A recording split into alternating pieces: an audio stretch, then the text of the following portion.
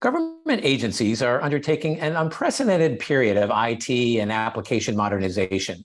At the same time, efforts to collect, manage, and analyze vast volumes of data, combined with needing to operate securely in today's multi-cloud operating environments, have placed tremendous challenges on agency officials to manage IT modernization initiatives.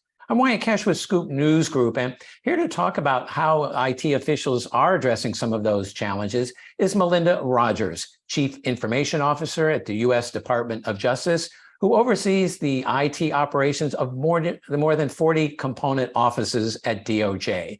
Melinda, thank you so much for joining us. Good morning, Wyatt. Thank you for having me. I'd like to start by asking, what are the biggest challenges that you're facing in managing the rising volume of data while also trying to make data more accessible to a broader range of stakeholders? Sure. I think, Wyatt, the first point I'd like to make is more data certainly makes things more interesting. The possibility of uncovering more useful information from more data is certainly there, but more data doesn't necessarily always mean it's better. Sometimes the data could just be overwhelming. And what I'm seeing a lot these days is duplication of the same information appearing in different places, but coming out in different forms. So I think it's important for us to maybe sort of reset the baseline of, dare I say, a little bit of a faddish enamor with data of itself. Data is just the raw material. It has a lot of potential, but that potential can only be unlocked when value is added to the data and transformed into information with meaning, relevance, and purpose. And the objective is creating the information that could ultimately be of use for management, for leadership, for operations, something that's more results-oriented that one could either take action on or enable intelligent decision-making. So it's a more sort of results-focused lens rather than just focusing on a pool of zeros and ones. That's a great point.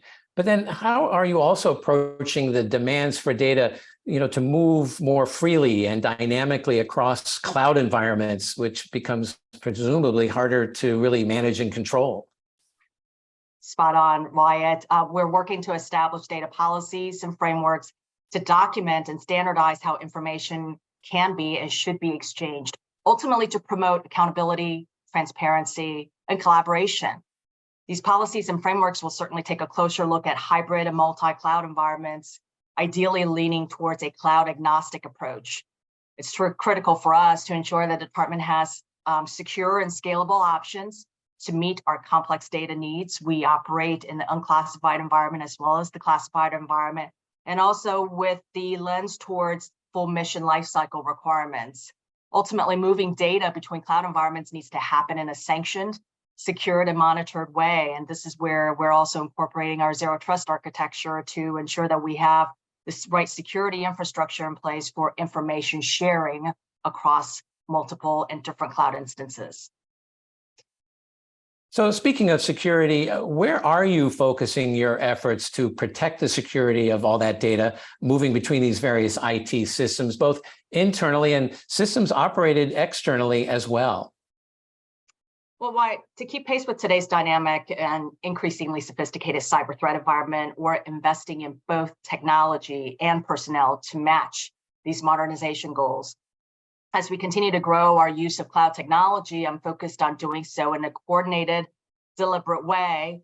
As you mentioned earlier, I have responsibility over the 40+ component offices across all of DOJ, with the goal of allowing us to prevent, detect, assess, and ultimately remediate cyber incidents. In addition, the other part of this, arguably, is potentially the more important part, is we're focusing on growing our talent pool of IT professionals with cloud acumen, recognizing that cloud solutions operate very differently from traditional environments. This requires highly skilled individuals that fully understand the mechanics of cloud and how best to mitigate security risks.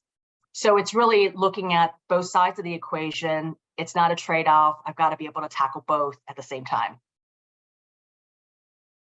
And then kind of moving into a new direction, in light of how rapidly technology is changing today, how are you trying to strike a balance between achieving economies of scale and preserving flexibility, but also, having choice as you move forward with IT modernization at such a rapid pace? I think that's a tough question, and that's something that I think as a CIO of a large federated organization, I contend with every day. For me, I don't have a magical or a scientific equation to give you as the answer, but for me, it's about the constant looking at the landscape and constant communication with our stakeholders. In my case, my component customers, the 40 plus or so IT offices that support the DOJ mission operations. Ultimately, for me, my office, we are committed to supporting a multi-cloud ecosystem, which will allow us to pivot and innovate with agility. And by deliberately managing a specific set of cloud platforms, it's more than one, but it's not an infinite number. We want to make sure we constantly align with our business architecture so we can take advantage of new product offerings from different providers as they come out and as the business needs change. It is it's a constant workload. It's about constantly finding out where things are today, how they have changed, both from the vendor side and from the customer side. Well, I'd like to wrap up by asking about the vendor side. How do you view the state of relations between agencies and technology partners these days? Have they gotten stronger and more productive? And what would help unlock greater value in those relations? I think that I don't have a general answer that covers all the agencies, because I think the output of that differs by the federal person that's interacting with the vendor community and the vendor representative that's representing the company. I would just speak for certainly at the Department of Justice. I try to maintain a positive and productive relationship with the vendors, much like I do so with the Office of the Inspector General as well. I think open communication is ultimately key. It's important that we, in this case, sharing with the vendors what's working, what's not working. I've often joked that I'm an extended member of their product development team because I am very open in providing feedback on, again, the utility of the solutions and where the functional improvements might be needed. And I think ultimately it's about really putting on the customer's lens and thinking about what their user experience is like and capturing that as the CIO's office and conveying the needs and wants to the vendors' offices. Certainly, these vendors have the ability to decide whether that's the business they want to pursue, but ultimately I'm giving good customer requirements and they hear it and respond to it. And a lot of times we might come across tough IT issues, whether it's for modernization or cybersecurity events, that we need the smart partners in our vendor community to sit next to us to help us resolve the issue or remediate the incident. So it's very much a collaborative environment. It takes honesty and transparency, most importantly, open communication that goes both ways. I think that's always the magic ingredient is open communications. And we need those more than ever because of the pace at which things are moving, obviously.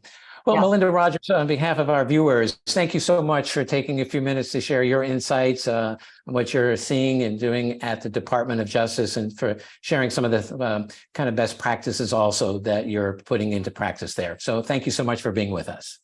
My pleasure, Wyatt. Nice to see you.